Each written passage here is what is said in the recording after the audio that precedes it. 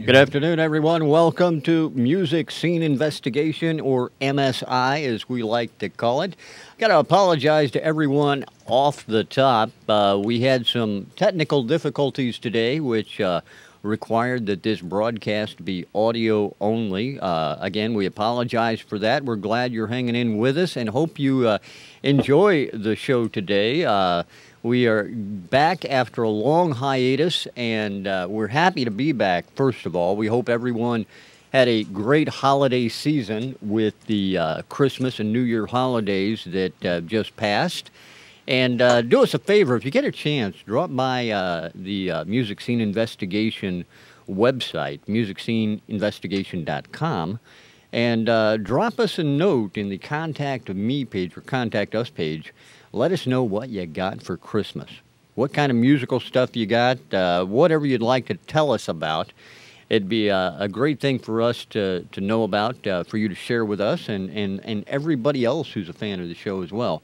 On today's show, as always, what we're going to do is we're going to take and review indie artist music from indie artists around the world. They've taken the time and created music that they want to hear about. They want to hear someone tell them what they think about it. Not the normal, oh, yeah, I like that. That gives me a good feeling kind of thing. They want real stuff, you know, real hard-hitting reviews on their music, which is what we do here at MSI. We have two in-house investigators with us, two in-house panelists, and they are here each and every week, and we're so glad to have them along with us. From New York City, recording engineer Tom Chianti is here. Tom, how are you today, sir? Fine, and hello, everyone. And it's great to be back after the long hiatus. I did a few shows hither and thither just to break up the boredom. But I am definitely glad to be back in the saddle again. Oh, we're definitely glad you're here, Tom. And I see someone there in the studio with you. Why don't you introduce that person to us? I'm so rude. Jomo, say hi. How you guys doing? My name is Jomo Handy, and I'm just here being a good extra pair of hands with Tom. Jomo is my Institute of Audio. Yeah, I'm a recent graduate of Institute of Audio Research in New York City. And he is my intern, and he's learning all the things not to do right now. All right. Well, glad to see you, Jomo and Tom, both. Thank you very much for being here in London. Our very own Ian Husbands is once again with us. Ian, welcome back after the long break. All right, geezer. So, how you doing? All right. Doing very well. Did you have a good holiday? Absolutely fantastic. Lots of family time. I got myself an iPad 2. So I've been having lots of fun with that. You can check out my review on iOS GarageBand on the site as well, which I've been playing lots with. And, yeah, generally all round lots of good fun. Well, great. We're glad you're with us. Want to remind everybody that next weekend, as long as the creek don't rise and God willing, we're going to be having our one-year anniversary award show. And that means we're going to be announcing the winners of the Best Guest Panelist and Best Artist of 2011 right here on MSI. We certainly hope you join us for that because we have a lot of surprises in line during that show. Not only the awards, but a couple of other things we're going to be announcing as well. Our guests panelists today, we actually have a pair of them in studio over in England as well, and we're happy they're with us, both from the rock group Spider. You remember that rock group, Spider, the early 80s, the hardest touring band in show business. These guys are here with us. Dave Bryce, everybody knows. He's a good friend of MSI. We're happy to have him along with us. He was the guitarist, or is the guitarist with Spider. Along with him from the merry old land of Oz, visiting, is Robbie Burrows, the drummer of Spider. Guys, welcome. Happy New Year. Yeah, Happy New Year to you guys and everyone out there. Well, we're hoping that you had a Happy New Year as well. Yeah, we had a great year. Yeah, fantastic. You were gigging, weren't you, Dave? I did a gig on New Year's Eve for the bikers, and it went really well. Really enjoyed myself. He got a new bike out of it. Is that a bike with 2 wheels or 3? Well, no, her name was Denise. 2 wheels, but my feet didn't touch the ground. 2 wheels with stabilizers. That's it. You got it. We call those training wheels here in the States. Right. That's me. So now, Dave, you and Robbie played together for a number of years, and I'm sure that if we pressed Robbie first, but I'm going to ask you first, he could tell us some good stories about you. But yeah, I'm sure he can. In way of introduction to Robbie, why don't you tell us a little bit about him before I let him open up the floodgates on you? Okay, well, I went to school with Rob. I didn't know him. I knew of him. Like a lot of people do. And later on, when we left school, I went round to Robbie and Brian's house with Colin for a jam. And we ended up starting a band called Spider.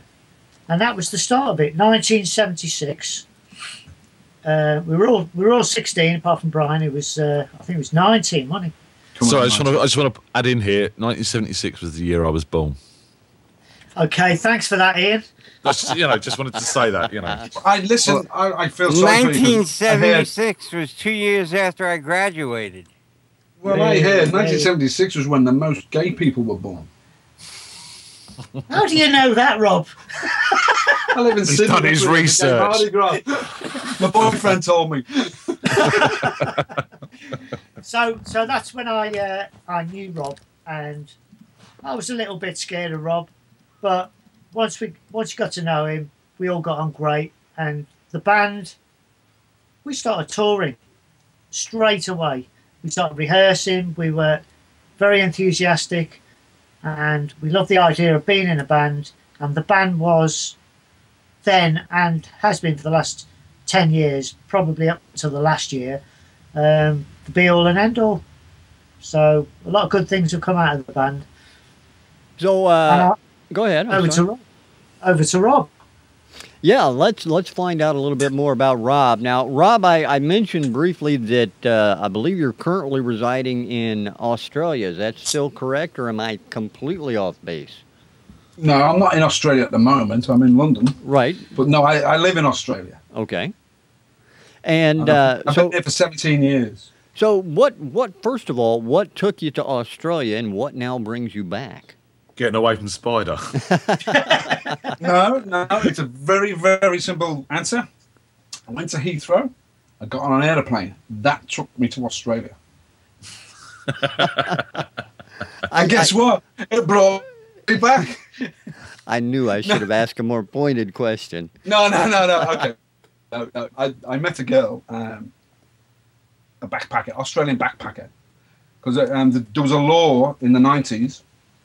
Every English pub should have an Australian backpacker barmaid. And I met one of them, and we fell in love, and I ended up in Australia. I wanted to start a sheep farm, but after the first year, that one broke. I think I planted the sheep upside down. Okay. Planting sheep, something I never thought about, but... So you're back in England now. Are you back to stay? Is it a visit? I'm trying to insinuate things into what everybody's thinking by asking these questions. No, okay, yeah, no, I've come back for a visit, obviously, to see my friends and family. However, a few months ago, there was something started about a reunion to do a gig later this year. Right. So I sort of got excited about doing that. And I didn't realise it was next December. So I'm thinking, great, I'll be home in June. And then when I found out it was December, I thought, well, I'll come home now. So I begged the family to let me go. So we had Christmas Day at home, and then I got on a flight Christmas evening and flew out here just to meet up with Dave and Cole. And I'm meeting up with my brother towards the end of this month. And hopefully we'll have a reunion. So I'm hoping that we're all kept in the loop here at MSI about the reunion. So do you know where it's going to be yet, when it's going to take place, or is this all still in the works? Well, it was like a tentative question. Would we do this gig in December? That was basically it. Would we do this gig? And I've said I'd do it. Sniff wants to do it, and Cole wants to do it. Now, whether the gig is a real offer, I don't know. But if anybody out there wants us to do a gig, like a festival, because I don't think, to be honest, it's 25 years since we did a gig. I don't think we could actually pull a crowd on our own. But if there is a festival going, I'm sure we could do the Spinal Tap set. Now that's an interesting thought, because here in the States there are lots of festivals and different things like that, especially during the spring and summer. What would you guys consider? Would you consider possibly doing an event here in the States? Mate, look, be honest, I wouldn't mind playing to Americans. It wouldn't really matter. What if we just were still in the process of becoming an American? No. Listen, we did. Our ambition was to get to the States. And I think our records, we did do a mix. Our first album was mixed for America because, again, the Americans like to do their own thing. Right. So our producer had to go to New York, and he redid the album, the first album, for America. We hated it. And I don't know whether it got released or what, but we did. Our ambition was to get to the States. So listen, if you guys want us over there, a bunch of old geezers, I'll do it. Hey, we still have the Rolling Stones playing, so, you know, the more the merrier, the way I look at it. Mate, I'll tell you. Just, yeah. I'll go to the airport and say to the pilot, listen, can you go here instead of Australia? He might not like that too much, but you can try that. I mean, everybody knows the Rolling Stains. Yeah, we've had a few of them. And the Rolling Stones do nothing but they're placed up on stage, and then thousands of volts of electricity are just pumped through their body. I heard they were remote control. Well, they're actually wheeled off stage. I know that. They have a bunch of dollies backstage, and they're wheeled off on them. So, you know, well, it's great to have you with us, Robbie. Dave, as always, you're a member of the family now. So, hang about Rich. Yes, Rich. sir. I know, it's time and all that, but we didn't get any stories about Dave. We want a story from Robbie about Dave. Something we don't already know. No. Come on, Rob, Please. spill the beans. We want the dirtiest, darkest secret you can dig up. No. It's a family show. It's a family show, so we can't do the dirtiest. Maybe the darkest. Just the darkest, yeah. Well, no, all right.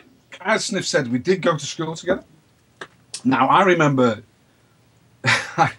Sniff, he always had a gang of people chasing him because his pet thing was to wind people up.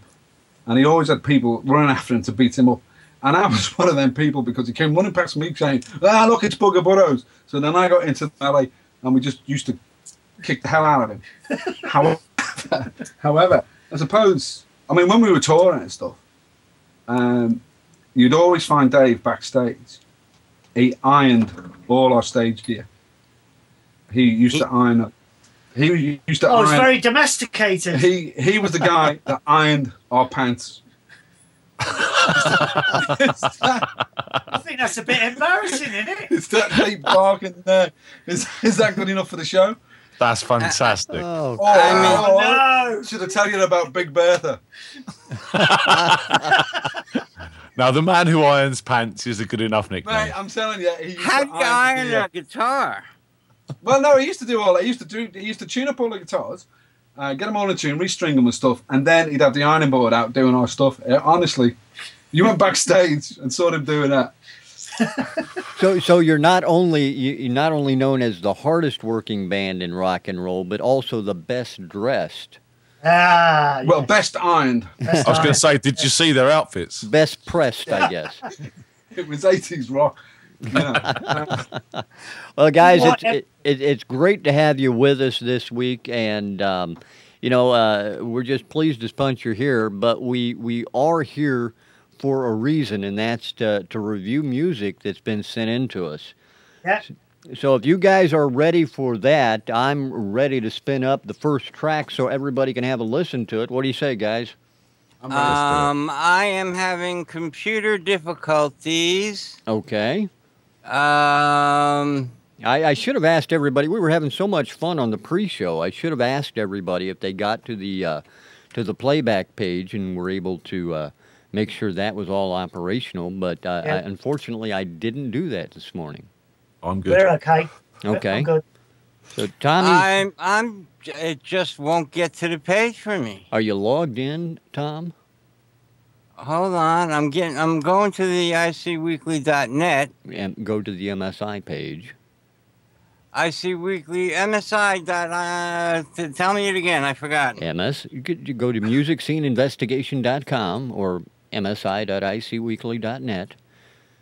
Now, I'm not going to tell you everything because I don't want everybody in the audience going to that page. No, I remember. Yeah, just sign into your account on the MSI page, and then. I am signed in. Okay. Oh no, I'm not. That's the problem. That's the problem. Now, while we wait for Tom to get signed in, let's go back and hear about the Big Bertha story from Robbie. That was Colin, wasn't it? Actually, no, Colin did like him a bit chubby. Oh, we weren't talking about Carl, were we? Colin's listening. No, he's not. Sorry, Carl. As I say, he's not able to defend himself right now. But we will open an invitation to him if he wants to come on the show. And, That'll be interesting. And I've already invited him. Okay, all right. Ian's way ahead of it on this one, so that's good. Now, I'll tell you what I can say is that this week I have been mostly judging the compose competition with Brian Culbertson. Right, you have been busy with that. How has that been going, Ian? That's been very interesting. I mean, Compose have released the stem cells for Brian Culbertson's track It's Time. And myself, along with Jason Stokes, who's a Grammy Award-winning or nominee producer, Brian and Sheldon Reynolds as well, are judging the competition. I've listened to lots of them, and some of them are very, very, very creative, different songs altogether. Some of them are very good remixes of the original track, and I've selected my 10, and Jason's going to do the same, and then Brian's going to whittle it down from there to a top 3. But there's some great tracks. Now, when is Brian expected to announce the winners of the contest? When is that going to be announced? Well, as I know it, Brian's going on tour as of the 14th of this month, so it should all be done by then. And Hey, Rich? Yes, sir, Tommy. I need to call Ian on the private line. All right, I'll let you and Ian handle that. I know what you need. Sorry. You don't need to call me. I know what you need. I'm sorting it out now for you. Okay. I'm psychic, me. Well, I do. We could have a music interlude, but that's what we're waiting for. That's exactly right. That's what we're waiting for. I'm so sorry, guys. I got so caught up in everything. That's quite all right. He's Tom. only been doing the show a year, Tom. I mean, you know. It happens. It really does. Now, I do want to take a moment while Ian and Tom work that out to thank Compose.com for partnering up with us, KOMPOZ.com. It's a great site for collaborations. If you're a musician and you're looking for someone to collaborate with, say you're looking for a bass player, a guitarist, whatever your needs are, go over to Compose.com. Check out what they have to offer. Great musicians, great artists, and they're willing to work with you on that one. And hopefully, we will have some surprises that we can announce to you in the upcoming weeks about that partnership with Compose.com as well.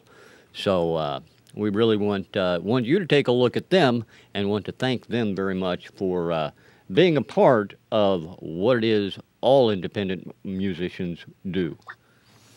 All right, how are things going? It looks like they are both on a private call at the moment. So, I want to tell you what I got for Christmas. Yes, please do. Tell me what you had for Christmas. Well, at the beginning of the show, you said about musical instruments. Yeah. Well, my wife got me a blunt instrument for Christmas, and she said, "Knock yourself out." That is wonderful. A blunt instrument. Oh my goodness. You know, my ex-wife woke up. No, I'm not going to say that. I just want to let everybody out in the chat room know as soon as we get Tom straightened out and he comes back on online with us, we will get into the music for everybody. So please stand by for that. This show may run a little bit long this afternoon due to some of the technical issues that are being had by some of our panelists. But we definitely want you to stay around with us as we get into this. We got, I don't want to talk out of turn, but I think we have some good music this week, and I think that you'll enjoy listening to it. So, Ian, are you still with us? Oh, I'm still there. I think Tom is getting sorted now. I've just given him the information he requires. All right, excellent. He put me on hold, so I'm just waiting for him to pop back on with us, and we'll get started. Okey-dokey. So this is me vamping for the next couple of minutes while we wait for Tom. Now we can vamp some more. Are you back? All right, Tommy is back. I am back. I'm on the page. Thank you so much, Ian.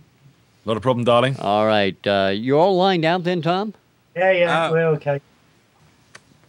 Tom, are you good? Yeah, we'll find out, won't we? All right. Yeah, we will. We definitely will. All right, everybody, let's get started then by taking a listen to song number 1 on today's MSI. Here it is, song number 1.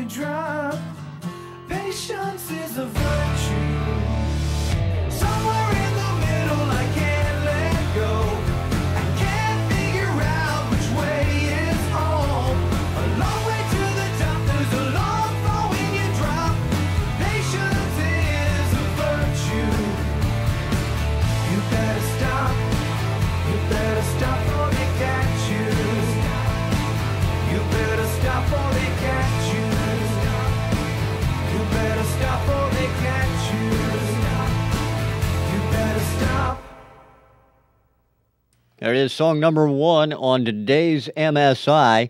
Now, before we go to Ian to start that round of reviews, I do want to remind everybody that today is the last day to vote in that 2011 awards for our Best Guest Panelist and Best Artist.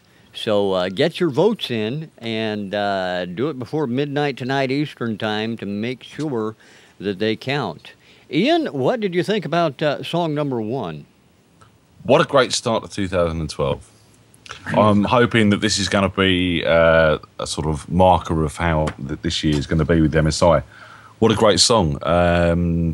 Very strong mix. I mean, I liked the way the intro started, and I sort of listened to it and thought, oh, right, okay, we've got kind of an electronica dancey song coming in. Then the acoustic guitar and the vocals came in and took it in a totally different direction, which I loved. And that sort of electronica sort of backing on the drums and the bass worked in the context of the song as it was really, really nicely. I mean, my only thought on the bass was that it was a little bit too bottom-endy for my liking. I would like a bit more clarity in that, sort of more in the sort of low mids rather than all in the bottom end.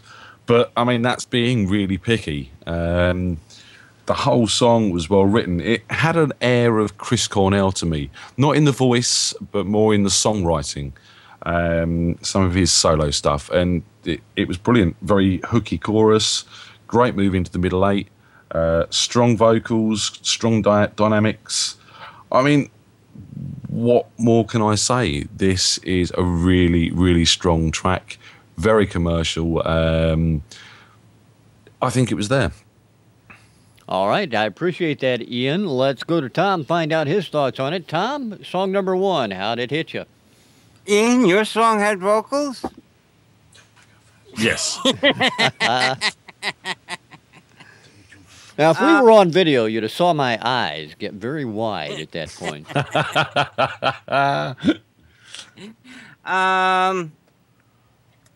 Yes, it was very strong.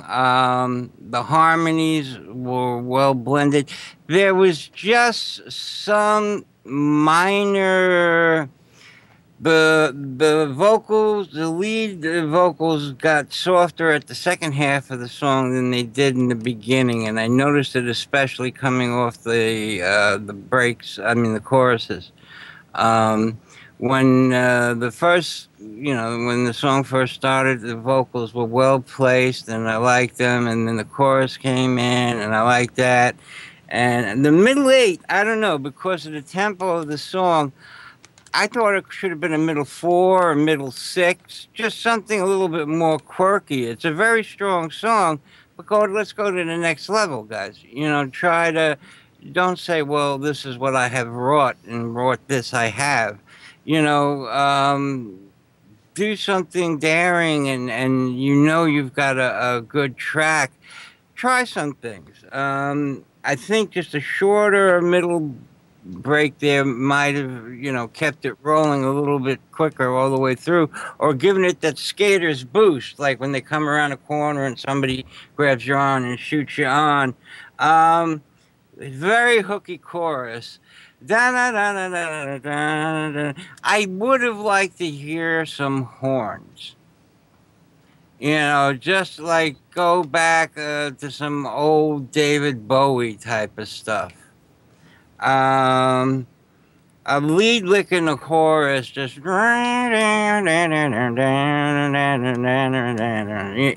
just something to emphasize the melodic quality of it, and that's about it. It's well done. I am being picky, as was Ian. Again, great product. Why stop there? Go better. All right, thank you very much, Tom. Let's go to Dave and Robbie, both from the rock band Spider. Dave, Robbie, what do you guys think of song number 1? I thought it was really good, and it is catchy. The thing I felt I was missing was a really good lead break, something like Dead or Alive, something strong, hard hitting. And then it'll be a fantastic song. It won't be just a good song. It'll be a fantastic song. Yeah, I really enjoyed the song. It had a fullness to it, and I love the way the acoustic came in at the end. I love that kind of dynamic to the song.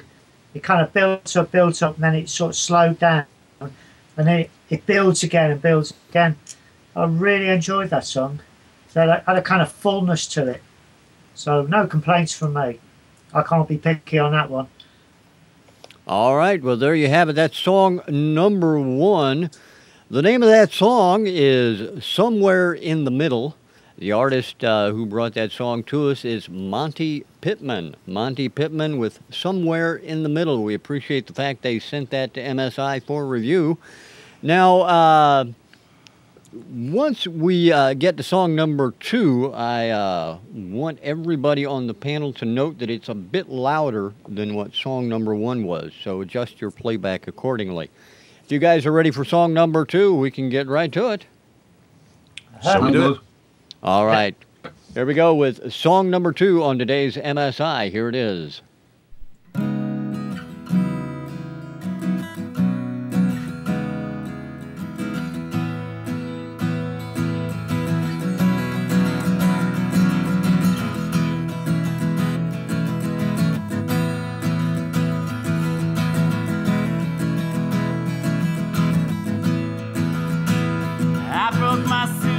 On the Viaduct, and Miss Pross said she'd sew a new handle on. I met Ramona in the waiting room, and we decided to get lost in the gamelan. Yeah, she took me up to the attic now to tell me more about how she was feeling. And we laughed when I lost my shirt and my foot fell through the ceiling now. And I wave, wave, wave from above, and I wave, wave, wave at your love, and I wave, wave, wave from above on the Viaduct. Now I saw Blue, he was shaking them trees as I was crossing over the interstates. He was reaching for the prickly pears, trying to put on a little winter's weight. Yes, he told me to come stand upon his shoulders, 'cause the ones at the top are the sweetest. And I know firsthand just what it means. Yes, I can feel it. Yes, I feel it too. And I wave, wave, wave from above, and I wave, wave, wave at your love, and I wave, wave, wave from above on the Viaduct. I make no haste, 'cause if it goes to waste, it was meant to perish now. Make no haste, I take a good taste, one that I can cherish now, one that I can cherish now.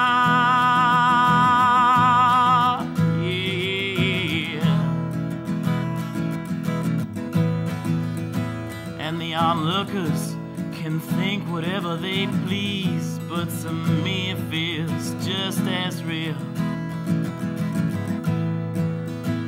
Maybe even a little bit better. See, I got no problem with frozen custard meals, and I'll probably stay up here quite a bit longer. Yeah, I'm just liking it this way, and I think I'll be just fine staying here the rest of my days. Rest of my days, I wave, wave, wave from above, and I wave, wave, wave at your love, and I wave, wave, wave from above on the Viaduct.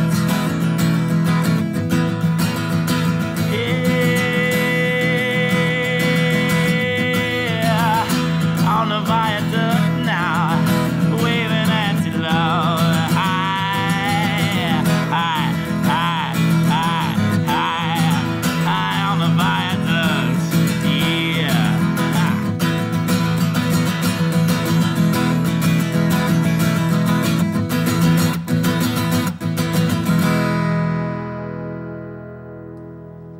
And there is song number 2 on today's MSI. Let's go straight over to Tom Chianti. Tom, song number 2, what do you think? Tight guitars. It's really a songwriter's song, you know, a storyteller's song. I liked it. But for me, it was screaming for background vocals. I wanted to hear harmonies, motion included into the song, provided by the changing harmonies. You know, I think mix-wise, there was really, you know, it's a guitar and a voice, lots of guitars and a voice. It should, you know, help an engineer out, give him a few more things to work with. But what was there was done very well. You know, I've got no problems with the messy mixes or anything like that. And like I said, the guitars were played and kept very tight. A little bit of Dave Matthews, I think. Agreed. Yeah. And it just wasn't hooky enough for me. It's an album cut, definitely.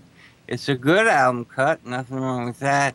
If it were if it followed a very strong single, it might get by on the shoulders of the first release, but definitely not a first release. But I liked it, and it well done. And like I said, except for the lack of a little bit more instrumentation, some solo cello, solo something. You know, something to give it a quaintness is what I'm looking for, the word quaint. And background vocals, that's about it.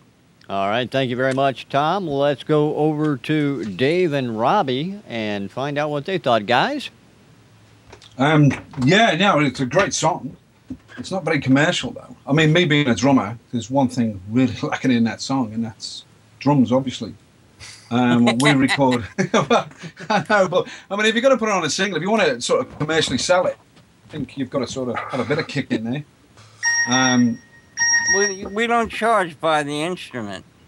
No, no, but like, you know, I want to keep drummers in jobs, you know. I mean, we recorded a similar song called Until I'm Certain. We used it as a B-side. Again, it was very acoustic. We recorded it in a studio near London Zoo, I think it was. Yeah. But we put it on a B-side because the record company just wouldn't take it, you know. No, you so got to no me, argument for me. You're right. Yeah, no, it was a great song, but commercially, It was a good song, but it needed to build. And I think what Robbie's saying is it needed maybe some strings or something to give it a bit of edge. And I think the harmonies were lost. They were kind of in the background, and you were straining to hear the harmonies. But You heard harmonies? yeah, I didn't hear any. Did you hear them? They were there. there was very faint in the background. Very, very faint, but it needed something to build, and it just stayed on a one level. But it was well played. And It if was you a need nice a drummer, level. Yeah, it was. All right. Okay, thank you very much, guys. Ian, your thoughts on song number 2? Yeah, it's a great song, but I mean, why put this out? I mean, this isn't album ready to me. Those guitars were far too loud. That vocal was kicked right in the background. And the guy's got a really characteristic and very good voice, and I couldn't hear him properly. The acoustics were too much. They were drowning everything out. And when you've got something this strong that's so well performed, you know, get it right. It's a guitar and a vocal. You can't really go that wrong with it. That vocal needs to come way up into that mix. And if there were backing vocals, I didn't hear them. This sounded to me like some guy sat in a room, mic'd up his guitar, and sung the song with the guitar mic'd up and not his vocals. So you've got the bleed through of the vocal coming through on the guitar. It is a good song, and there is definitely something here. He's got a very good voice, and his playing is very consistent and solid. It's got a hint of Dave Matthews, John Mayer, Hootie and the Blowfish. I think someone else said that in chat. And to me, what I'd really like to hear on this some sort of brush drums, an upright bass, an upright piano, and some mandolin or something like that. And give it a real sort of open, natural feel, because it's a great song and it would work. Lyrically, very strong, a good storytelling. I like the bit about Baloo picking the prickly pears and things like that. But yeah, unfortunately, this for me was ruined by such a bad mix. Those guitars were too overpowering, the vocals knocked too far back, and at 4 minutes 27, for what it is, I feel it was a little bit long. All right. I appreciate that, Ian. Thank you so much. The name of that track was called Viaduct, and the artist was Jeremiah Craig. Jeremiah Craig with Viaduct. Thanks for sending that into MSI Labs. And want to let yes, sir. Viaduct? Pardon me? Viaduct. Viaduct. Oh, Viaduct, like the Romans built. Exactly. But nobody knows. What have the Romans ever done for us? Nothing. What about the roads? They built roads. That's true. They did. They did. They built roads. All right, besides the roads, what have the Romans ever done for us? We wouldn't know where to go. They if we didn't have invented roads. felt. No, they invented the Wii. The wine. Safe on the streets at night. Boys and girls, ladies and gentlemen, this is how a show goes downhill. Now, It's a Monty Python moment. Leave me alone. I'm just kidding with you. Now, I do want to let everybody know about another partner of ours, Butterflies Radio at butterfliesradio.com, all indie all the time. Catch them Tuesday nights for their live Twitter Tuesday show. Twitter Tuesday Live is what it's called, when Mark and Carol interview indie artists. They have indie artists from all over the place. In fact, the members of this show, Tom, Ian, and myself, have all been interviewed by Carol and Mark on Twitter Tuesday Live, along with hundreds, literally hundreds of indie artists. Great music. If you give them a shout out on Twitter on Tuesdays, they will mention you on the air. Again, that's at butterfliesradio.com. Are you guys ready for the third song of the night? Yeah. Mm-hmm. Yeah. No, I'm not. I'm not. All right. Because I've got all the boys in the chat going, you heard harmonies? No, me neither.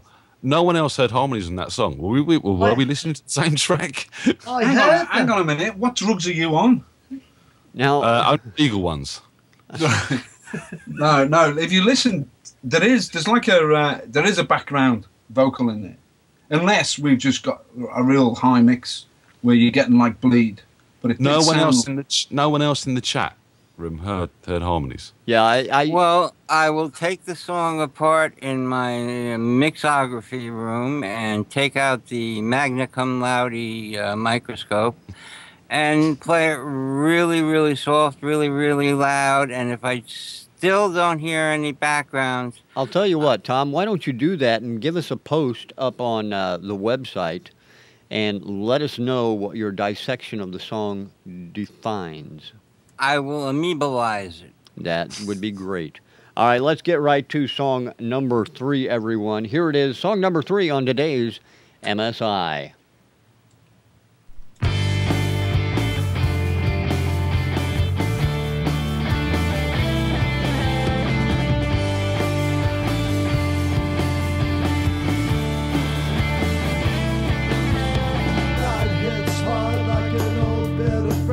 Get the wine and the beer and the song in your head, and you can't explain exactly what this feeling is. Dawn breaks, you can feel in your eyes, in your heart, in your head, in your fears, in your thighs. And the chemicals don't quite make you feel right. Sweet fear, my dear. Come on like a bullet.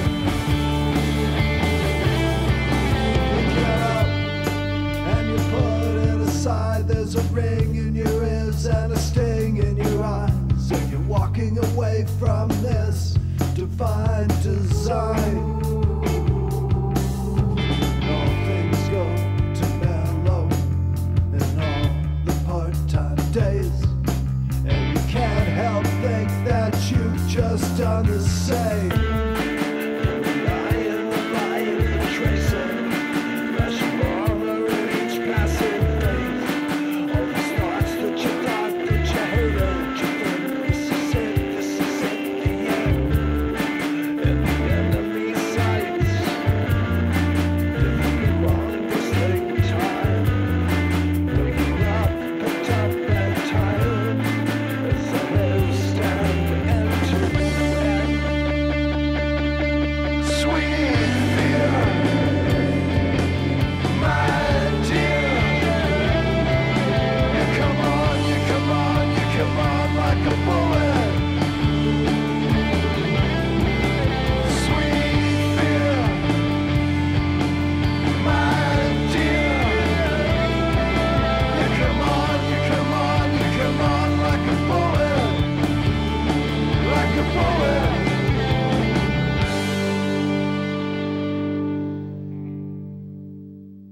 There you have song number 3 on today's MSI, and we'll go straight over to Dave and Robbie for their thoughts on song number 3. Guys, what do you think?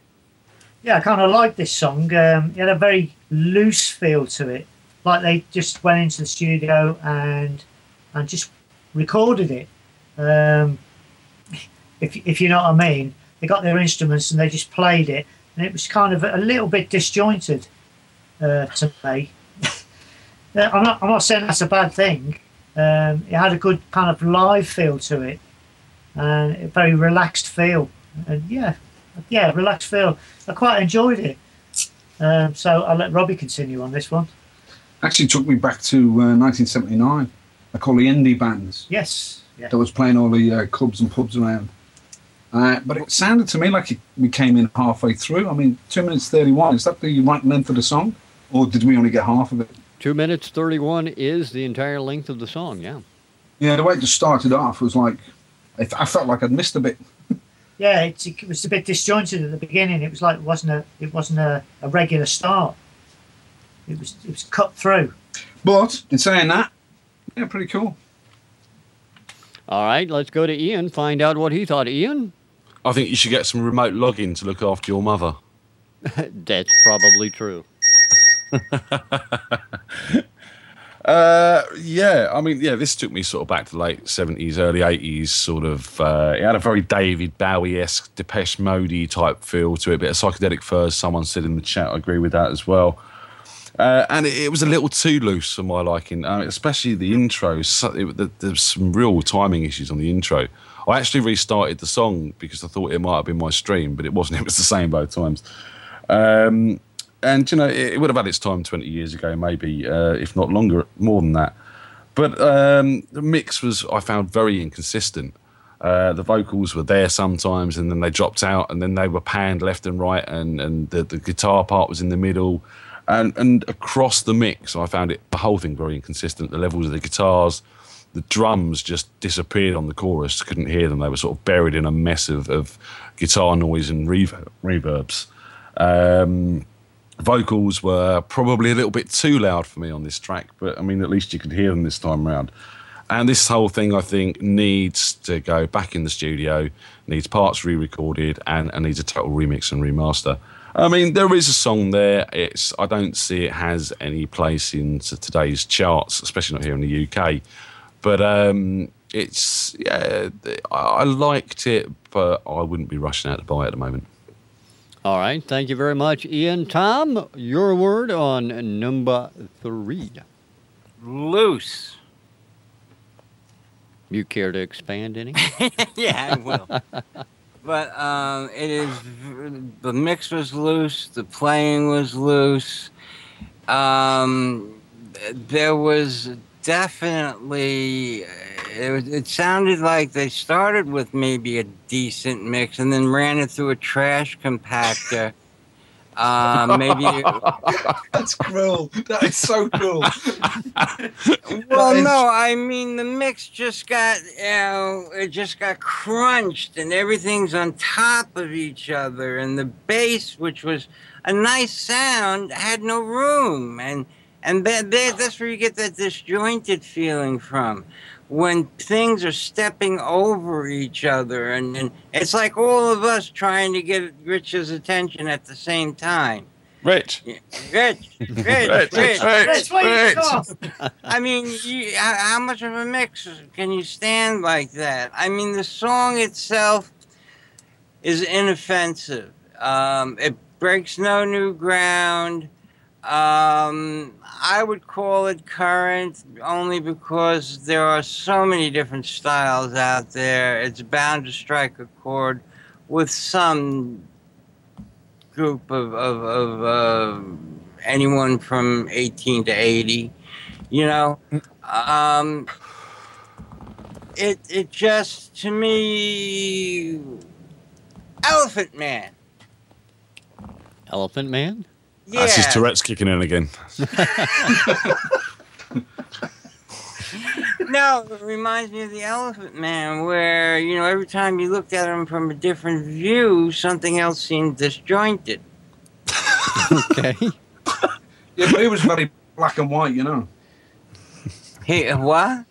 He was very black and white. Well, the mix was mostly grayscale. So what you're saying is nothing really caught your ear. There was nothing, you know. Nothing to grab onto. There were a bunch of hands all sticking out of the train. Grab me, grab me, grab me. And you just couldn't grab a hold of anything. All right, I got you. All right, guys, let me introduce that song for everybody out in the audience. That song was called Sweet Fear from Faith My Atheist Love. Faith My Atheist Love with Sweet Fear as song number 3 on today's MSI. Now, as we do every week, our panelists will get together, discuss the 3 tracks, and choose a song of the week. Guys, I'll leave it to you. Find out what you guys think here. I think we should let Robbie have the first. That sounds first good. Suggestion. It's his first show. Okay, well, number two didn't work for me. No drums. But number one is the real catchy one, the real good one. Just thinking commercially, if you want to sell, because you got to sell records. If you want to tour, you got to sell records. So yeah, number 1 for me. All right, Dave. Yeah, I'll go with what Rob said. Number 1 is the more commercial one, and it's just got a good vibe to it. Really enjoyed song number 1. Not knocking song number 2 or 3, but 1 was the best. That's my vote. All right, Tom, Ian. I said it right off the bat. 1. I mean, hands down, more thought went into the first 8 bars of number 1 than went into the entire songs of number 2 and 3. That leaves Ian. What's to argue? I mean, the guys in the chat are saying number 3. I think they're being arty. If I was to be arty this week, I would have gone with number 2 because it's a great song, just badly produced and given to us, which I'm really bummed out about, to be honest. I would have gone with that. And talking to the guys and listen to what they're saying, the best package this week is number 1. It's well produced, it's well written, it's well performed, and it's ready to go, basically. All right. Now, usually our chat room and our panelists pretty much agree on everything. This is one of those cases, apparently, where that's not the case. So, by unanimous decision, Somewhere in the Middle by Monte Pittman is our song of the week this week on MSI. And great songs all the way around, in my opinion, and each of them had something unique, and we're very, very pleased to have been able to play them on today's show, and thank the artists for sending them in once again. Now, Dave and Robbie, what is the biggest secret about Spider that we don't know yet that you can still share with us? We mind.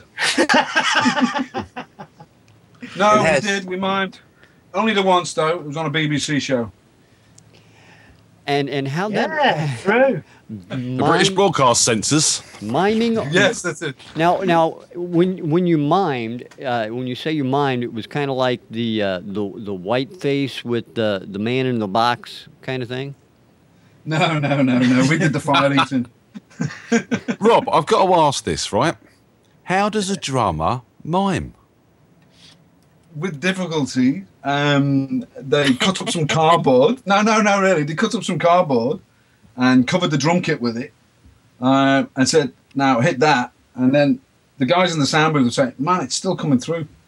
So they pumped up the fold back as high as they could. And I was still too loud. And if you actually watch the TV program, at the very end, you can hear me actually kicking through. Yeah. Wow.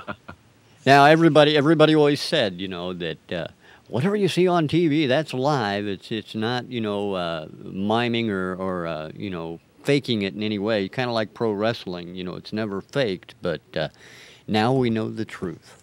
The truth is, when you have a group on TV that has a hit song, it's just like porn. It's all fake. You don't want them to mess up, right? Is that what you're saying, Tom?